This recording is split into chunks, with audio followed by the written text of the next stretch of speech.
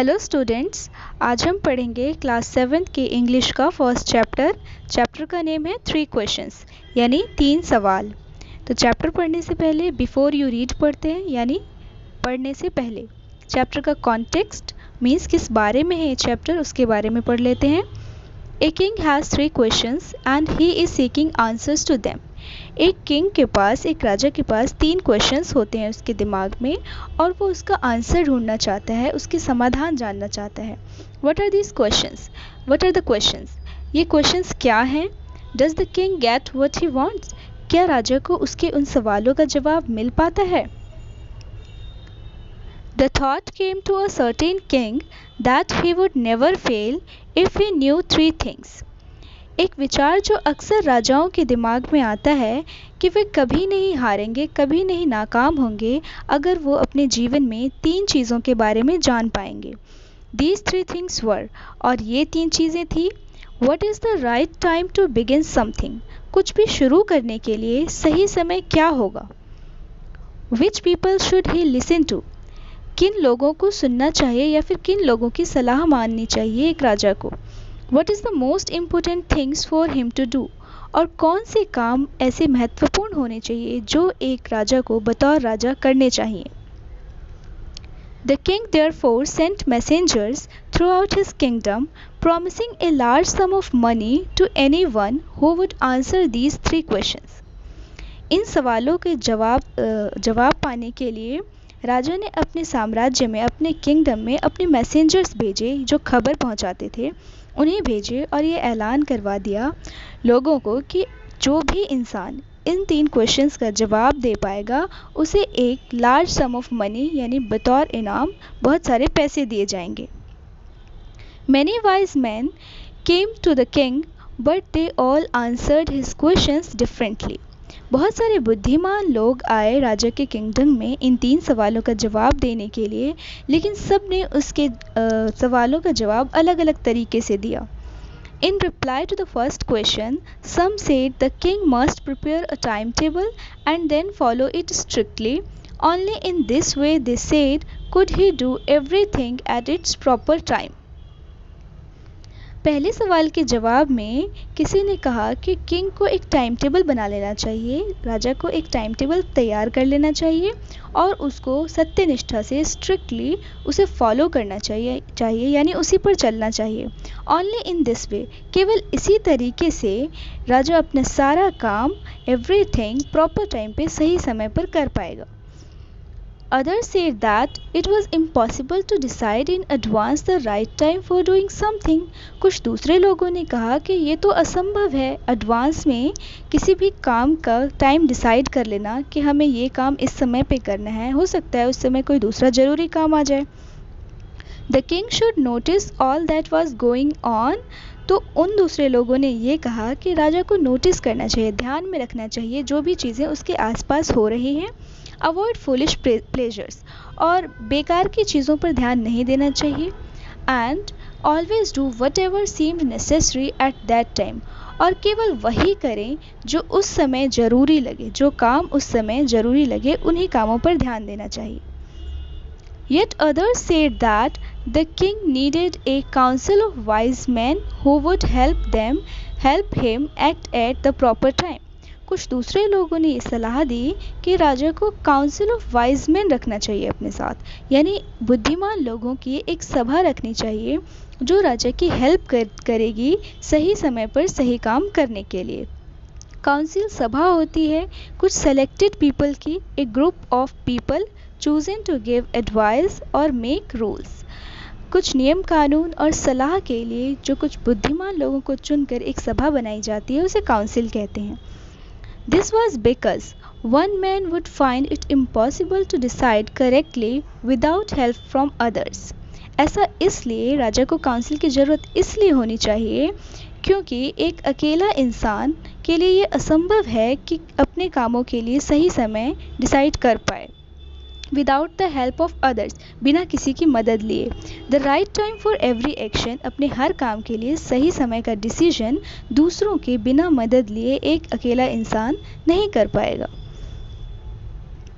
But then others said that there were some things which could be urgent. लेकिन कुछ दूसरे लोगों ने कहा कि कुछ ऐसी भी चीज़ें होती हैं जो बहुत ही अर्जेंट होती हैं, बहुत ही ज़रूरी होती हैं. These things could not wait for the decision of the council. और ऐसी चीज़ें काउंसिल के डिसीजन का इंतज़ार नहीं कर सकती, इतनी ज़रूरी होती हैं, क्योंकि काउंसिल के डिसीजन के लिए एक लंबा समय चाहिए होता है, एक प्रोसेस चाहिए होता है. तो जो ज़रूरी चीज़ें होंगी वो तो डिले हो जाएंगी. In order to decide the right time for doing something, it is necessary to look into the future. ये ज़रूरी है कि सही समय डिसाइड करने के लिए, किसी भी काम के लिए ये ज़रूरी है कि भविष्य को जान लेना चाहिए. जो भी चीज़ हमारे फ्यूचर में, जो भी चीज़ राजा के फ्यूचर में होने वाली होगी, उसको अगर किंग पहले ही जान लेगा तो ये उसके लिए आसान होगा कि सही समय डिसाइड कर पाए सही काम के लिए. And only magicians could do that.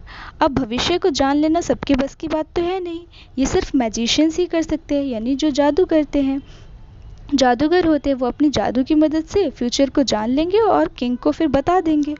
तो इससे किंग को आसानी होगी अपना काम करने में. The king therefore would have to go to magician. और इसलिए राजा को मैजिशियंस के पास जाना चाहिए, जादूगरों के पास जाना चाहिए, उनकी सलाह लेनी चाहिए. In their answer to the second question, some said that the people most necessary to the king were his counselors. दूसरे सवाल के जवाब में कुछ लोगों ने कहा कि जो ज़रूरी लोग हैं, जिनकी राजा को ज़रूरत पड़ेगी या फिर जिनकी बातें राजा को सुननी चाहिए, उनकी सलाह माननी चाहिए, वो हैं उसके काउंसलर्स. यानी जो सभा के जो मेंबर्स होते हैं, सलाहकार समिति के जो मेंबर्स होते हैं, उनकी सलाह माननी चाहिए. Others said the priest. कुछ दूसरे लोगों ने कहा कि नहीं, पुजारियों की ज़रूरत होनी चाहिए, क्योंकि वही धर्म का रास्ता दिखाएंगे तो राजा एक सत्य मार्ग पर चल पाएगा. If you others choose the doctors. कुछ दूसरे लोगों ने कहा कि नहीं, राजा को डॉक्टर्स की सलाह माननी चाहिए, क्योंकि जब तक हम स्वस्थ नहीं रहेंगे, हेल्दी नहीं रहेंगे, तो क्या राजा और क्या राज्य. तो इसलिए डॉक्टर्स ज़रूरी हैं. डॉक्टर्स की सलाह के बिना एक साम्राज्य नहीं चल सकता. And yet others said that the soldiers were most necessary. और कुछ दूसरे लोगों ने कहा कि सोल्जर सबसे ज़्यादा ज़रूरी हैं, सिपाही ज़रूरी है, क्योंकि सिपाही के बिना तो साम्राज्य का कोई अस्तित्व ही नहीं है, कोई महत्व ही नहीं है. दूसरे साम्राज्य वाले राजा आके कब्जा कर लेंगे. तो एक राज्य को चलाने के लिए सिपाही सबसे ज़रूरी है, तो राजा को सिपाहियों की ही सलाह माननी चाहिए. To the third question, some said science, others choose fighting, and yet others religious worship. जो तीसरा सवाल था कि राजा को कौन सा ऐसा काम जो सबसे ज़रूरी है वो करना चाहिए. तो कुछ लोगों ने कहा कि राजा को साइंस पे वर्क करना चाहिए, विज्ञान पे काम करना चाहिए. कुछ लोगों ने कहा कि नहीं, फाइटिंग करनी चाहिए. फाइटिंग से ही तो बड़े बड़े किंगडम्स को मतलब उन पर कब्जा कर सकते हैं और अपने साम्राज्य का विस्तार और फैलाव कर सकते हैं. जबकि कुछ दूसरे लोगों ने कहा कि सबसे बढ़िया है कि रिलीजियस वर्शिप की जाए, यानी धार्मिक पूजाएं की जाए, जिससे कि ईश्वर खुश रहेंगे तो साम्राज्य अच्छा चलेगा. As the answers to his questions were so different, the king was not satisfied and gave no reward. जो आंसर्स थे राजा के क्वेश्चंस के, वो बहुत ही डिफरेंट थे, बहुत ही अलग अलग थे, जिससे कि किंग सेटिस्फाई नहीं हुआ, यानी संतुष्ट नहीं हुआ, और इसलिए उसने उन लोगों को कोई रिवार्ड या फिर कोई इनाम नहीं दिया. Instead he decided to seek the advice of a certain hermit who was widely known for his wisdom. राजा ने उनको इनाम देने की बजाय ये डिसाइड किया कि वो एडवाइस लेगा अब एक हर्मिट से, जो बहुत ही बुद्धिमान है, अपनी बुद्धिमत्ता के लिए वाइडली नोन है, बहुत ही जाना माना जाते हैं. Hermit means a person who lives alone and leads a simple life. Hermit का मतलब होता है ऐसा व्यक्ति जो अकेला रहता हो और बहुत ही साधारण जीवन व्यतीत करता हो. तो राजा ने सोचा कि वो अब हर्मिट के पास ही जाएगा और उन्हीं से सलाह लेगा, क्योंकि वो अपनी बुद्धिमत्ता के लिए, विजडम के लिए बहुत ही ज़्यादा जाने माने जाते हैं. The hermit lived in a wood which he never left. He saw no one but simple people and so the king put on ordinary clothes. जो हर्मिट थे वो उस वुड में रहते थे जिसे उन्होंने कभी नहीं छोड़ा. Would means A small forest, एक छोटे जंगल में रहते थे जिसे उन्होंने कभी नहीं छोड़ा. He saw no one, उन्हें ज़्यादा लोगों से वास्ता भी नहीं पड़ा था, बट सिंपल पीपल्स, हाँ लेकिन कुछ सिंपल साधारण लोगों को वो जानते थे। And so the king put on ordinary clothes, इसीलिए राजा ने भी ऑर्डिनरी क्लोथ्स पहन लिए, साधारण कपड़े पहन लिए, जिससे हर्मिट को ऐसा न लगे कि मेरे पास किंग आए हैं, तो वो हेजिटेट हो, संकोच रख करें उनके सवालों का जवाब देने में। इसलिए किंग ने भी साधारण कपड़े पहन लिए कि बिना हिचकिचाहट के हर्मिट जो वाइज मैन है उनके सवालों का जवाब दे सके। Before he reached the hermit's hut, the king left his horse with his bodyguard and went on alone. Hermit के हट में झोपड़ी तक पहुंचने से पहले ही राजा ने अपना घोड़ा छोड़ दिया और अपने बॉडीगार्ड को दूर खड़ा कर दिया और उनके हट में अकेले गए, went on alone. As the king came near the hermit's hut, he saw the hermit digging the ground in front of his hut. जैसे ही जो किंग थे वो हर्मिट के घर के पास पहुंचे तो देखा कि जो हर्मिट है वो ग्राउंड डिग कर रहे हैं, यानी ज़मीन में गड्ढा खोद रहे हैं अपने घर के आगे, अपनी झोपड़ी के आगे। ही greeted the king and continued digging, उसने राजा को ग्रीट किया, यानी जैसे हाय हेलो टाइप जो भी नमस्ते जो भी करते हैं वो ग्रीट किया किंग को और अपना काम शुरू कर दिया, मतलब गड्ढा खोदना शुरू कर दिया। The hermit was old and weak and as he worked he breathed heavily. जो hermit थे वो बहुत ही बूढ़े और कमज़ोर थे, जैसे जैसे वो काम कर रहे थे तो उनको थकावट हो रही थी जो भी था, तो जिस वजह से वो बहुत ही तेज़ तेज़ सांस ले रहे थे। जनरली जब बूढ़ा इंसान कोई भी हार्ड वर्क करता है तो उसको टायर्डनेस थकान होती है। The king went up to the hermit and said, I have come to you, wise hermit, to ask you to answer 3 questions. Raja hermit के पास गया और उनसे कहा कि मैं तुम्हारे पास आया हूँ, एक बुद्धिमान हर्मिट, मैं आपके पास इसलिए आया हूँ कि मुझे कुछ 3 क्वेश्चंस के जवाब चाहिए आपसे। How can I learn to do the right thing at the right time? मैं कैसे जान पाऊँगा, कैसे मैं ये जानूँ कि मैं सही समय पर कैसे सही कार्य कर पाऊँ। Who are the people I need most? और किन लोगों की ज़रूरत मुझे सबसे ज़्यादा पड़ने वाली है, यानी किन लोगों की सलाह मैं मानूँ। And what affairs are most important? और कौन से ऐसे काम हैं जिनको मैं बहुत ही ज़्यादा इम्पोर्टेंस दूँ, उनको महत्ता दूँ।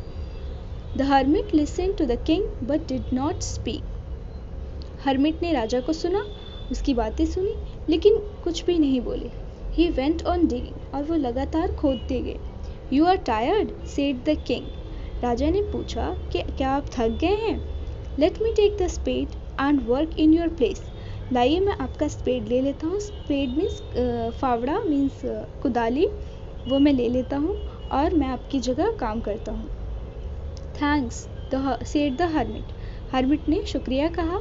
Giving the king his spade, राजा को अपना कुदाल देते हुए। Then he sat down on the ground, और तब वो ग्राउंड पर बैठ गए, जमीन पर बैठ गए।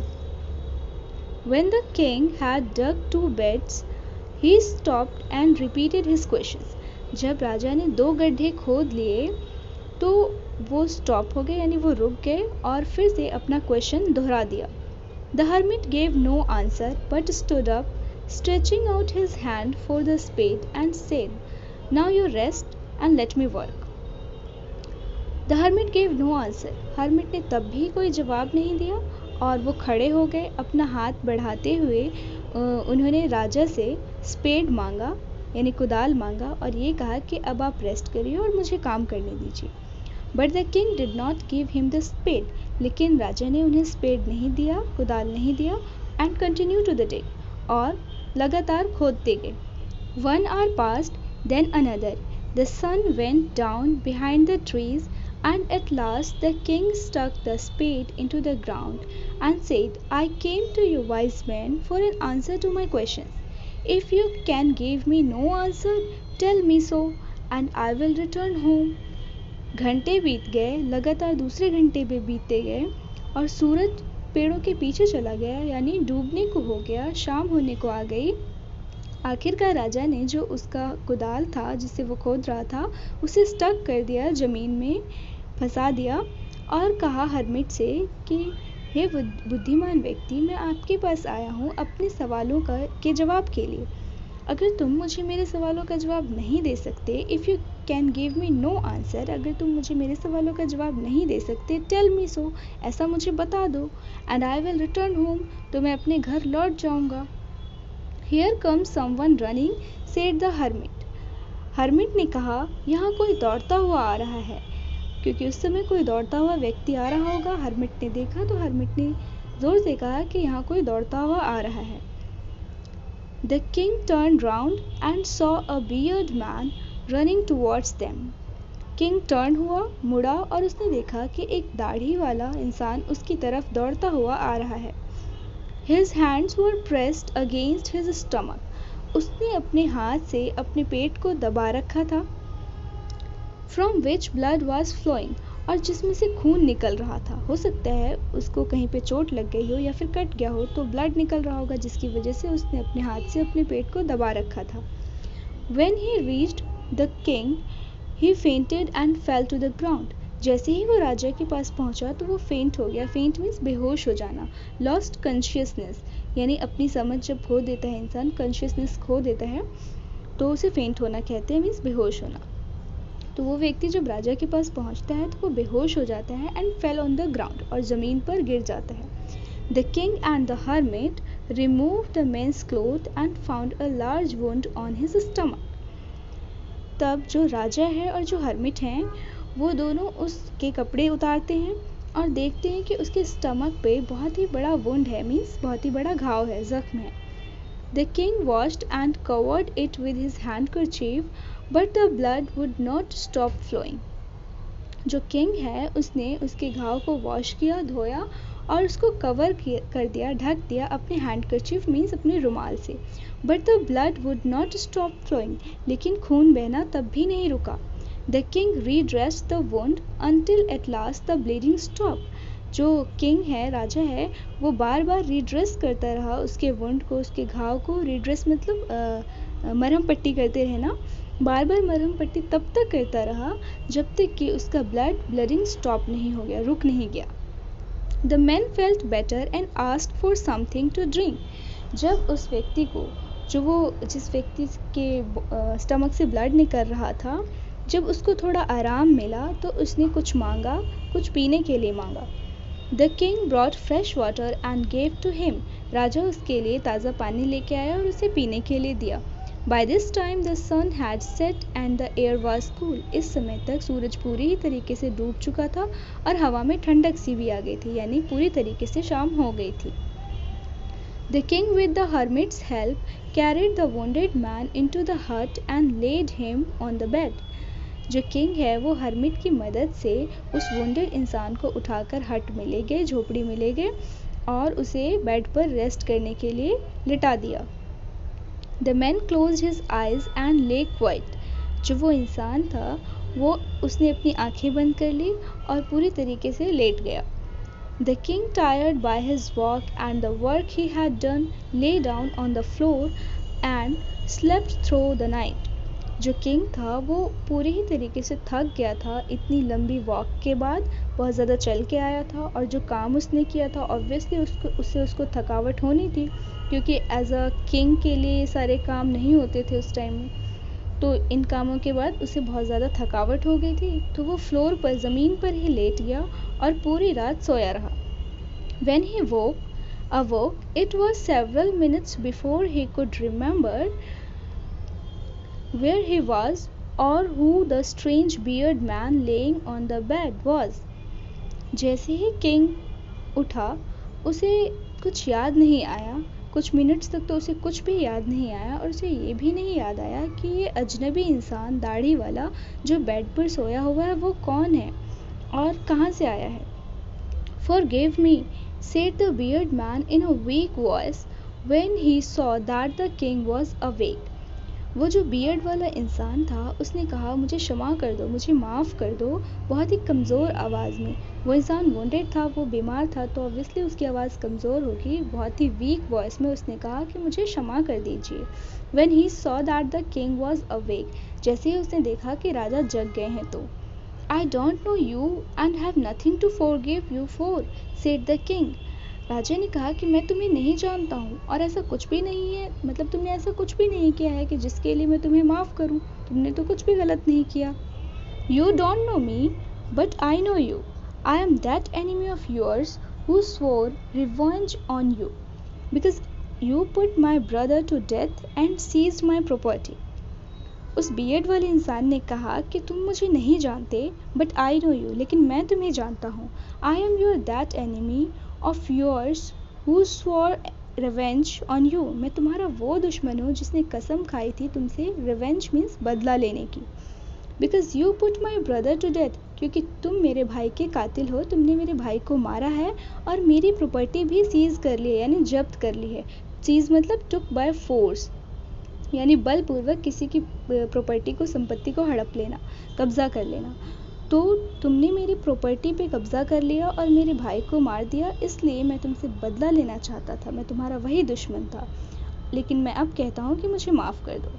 I knew you had gone alone to see that hermit and I made up my mind to kill you on your way home. मैं जानता था कि तुम अकेले हर्मिट के पास जा रहे हो, मुझे मालूम चल गया था। And I have made up mind, और मैंने अपना पूरा माइंड बना लिया था, पूरा प्लान कर लिया था कि तुम्हें तुम्हारे घर आते हुए रास्ते में तुम्हें मार दूंगा।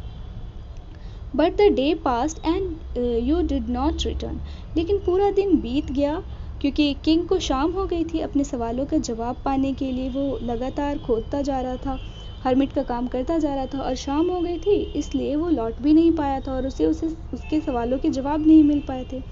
तो इसीलिए जो बीएड वाला पर्सन था, जो किंग को मारना चाहता था, उसने पूरा दिन इंतज़ार किया। But the day was past, पूरा दिन बीत गया। And you did not return, और तुम वापस नहीं लौटे। वो किंग से कह रहा है, so I left my hiding place and I came upon your bodyguard. तो इसलिए मैं जिस जगह पे छुपा हुआ था, हाइडिंग प्लेस पर छुपा हुआ था, वो मैंने छोड़ दिया और मैं तुम्हारे बॉडीगार्ड के पास आया, हु रिकॉग्नाइज्ड मी, और तुम्हारे बॉडीगार्ड ने मुझे पहचान लिया। एंड वुंडेड मी, और उसी ने मुझे ज़ख्मी भी कर दिया। I escaped from him but I should have died if you had not dressed my wounds. मैं उससे तो बच गया, उससे छुप के तो आ गया, एस्केप हो गया। But I should have died, लेकिन मैं मर जाता यदि तुम मेरे वुंड्स को ड्रेसअप नहीं करते, उसकी मरहम पट्टी नहीं करते। I wish to kill you and you have saved my life. मैं तो तुम्हें मार देना चाहता था, लेकिन तुमने मेरा जीवन ही बचा लिया। Now if I live I will serve you as your most faithful servant and will order my sons to do the same. यदि मैं जीवित रह गया तो मैं तुम्हें सर्व करूँगा, यानी तुम्हारी सेवा करूँगा, तुम्हारे सबसे वफ़ादार सर्वेंट की तरह, तुम्हारे सबसे वफ़ादार नौकर की तरह, और अपने बेटों को भी यही ऑर्डर करूँगा कि जैसा मैंने किया है तुम्हारे साथ वफ़ादारी से सर्वेंट का काम, वैसा ही वो भी करें। फॉरगिव मी, मुझे माफ़ कर दीजिए। The king was very happy to have made peace with his enemy so easily and to have won with over as a friend. राजा बहुत ही खुश हुआ एक एनिमी से, एक दुश्मन से शांति की स्थापना करके, so easily, बहुत ही आसानी से, और उसे अपना दोस्त भी बना लिया। He not only forgave him but said he would send his servants and his own doctor to look after him, and he promised to give back the man his property. उसने न सिर्फ उसको माफ़ किया, लेकिन उसके साथ साथ, माफ़ करने के साथ साथ, उसने उसके साथ अपने सर्वेंट्स, अपने नौकर भी भेजे और अपने डॉक्टर भी भेजे उसकी देख रेख करने के लिए। एंड उससे ये प्रॉमिस किया कि उसकी सारी प्रॉपर्टी जो राजा ने उसने जब्त की थी, वो उसे वापस लौटा देगा। Leaving the wounded man, the king went out of the hut and looked round for the hermit. Wounded man को घर में छोड़ते हुए किंग बाहर निकला हट से, झोपड़ी से, और चारों तरफ देखा कि हर्मिट कहाँ है, वो ज्ञानी व्यक्ति कहाँ है। Before going away, he wished once more to get answers to his questions. जाने से पहले उसकी एक बार इच्छा थी कि दोबारा से वो अपने क्वेश्चंस के जवाब के लिए एक बार पूछ ले। The hermit was on his knees sowing seeds on the beds that had been dug the day before. जो hermit थे वो अपने घुटनों के बल झुके हुए बीजों को बो रहे थे उन गड्ढों में जो कल खोदे गए थे.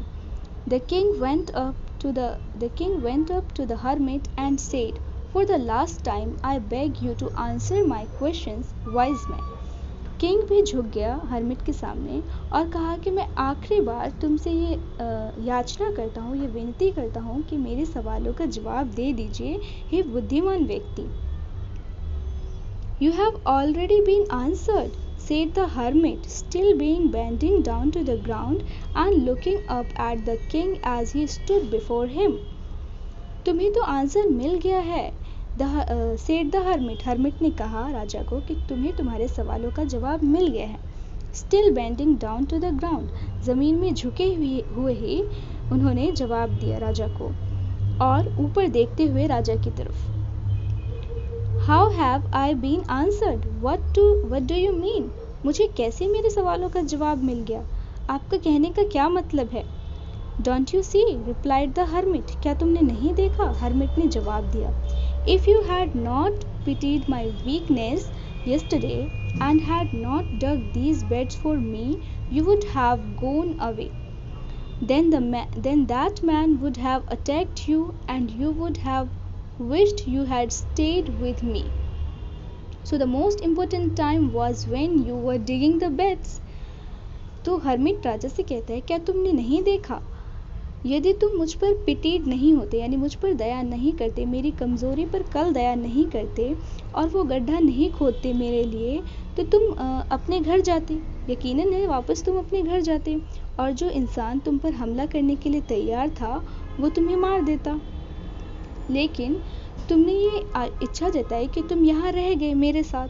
So the most important time, तो इसीलिए जो महत्वपूर्ण समय था जब तुम मेरे लिए गड्ढा खोद रहे थे, यानी समय बीत रहा था और तुम अपनी मौत से बच रहे थे. And I was the most important man and to do me good was your most important business. और मैं तुम्हारे लिए सबसे इम्पोर्टेंट इंसान था जिसकी वजह से तुम्हें रुकना पड़ा. और and to do me good, और मेरे लिए जो तुमने अच्छा काम किया वही तुम्हारे लिए सबसे अच्छा काम था, क्योंकि उसे करके ही तुम बच पाए. Afterwards, when the men ran to us, the most important time was when you were caring for him. उसके बाद जब वो इंसान दौड़ता हुआ तुम्हारे पास आया तो सबसे इम्पोर्टेंट समय क्या था, जब तुम उसकी केयर कर रहे थे, यानी उसकी देखभाल कर रहे थे. Because if you had not dressed his wound, he would have died without having made peace with you. यदि तुम उसको ड्रेसअप नहीं करते, उसकी मरहम पट्टी नहीं करते, तो वो मर जाता और तुम्हारे साथ उसकी शांति भी नहीं हो पाती, तुम्हारे साथ उसकी दोस्ती भी नहीं हो पाती.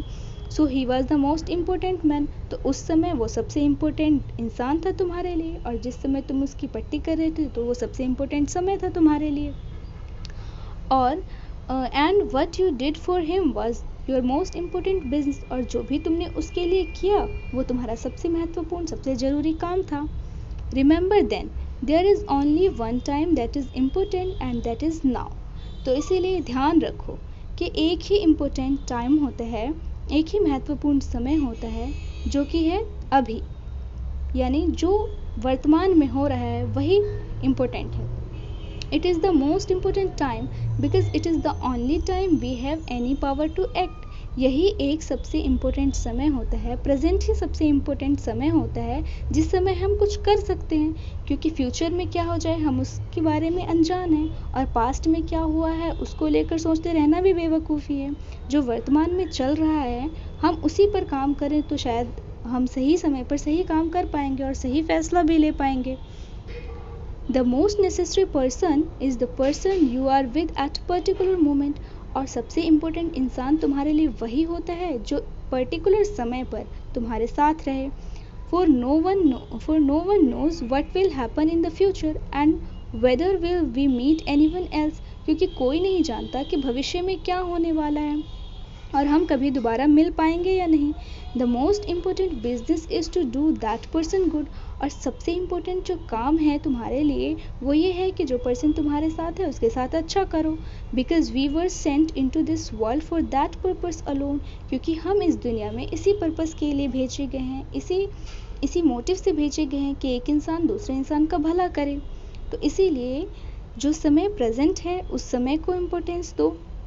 जिस प्रेजेंट समय पे तुम्हारे साथ जो इंसान है तुम उसको इम्पोर्टेंस दो, उस इंसान को इम्पोर्टेंस दो और उस इंसान का भला करो। वही तुम्हारे लिए सबसे एक ज़रूरी काम है। ये स्टोरी थी लियो टॉल्स्टॉय की। तो इस स्टोरी का मॉरल वैल्यू क्या है? मॉरल वैल्यू ये है कि जो भी चीज़ प्रेजेंट में हो हमें उस पर फोकस करना चाहिए।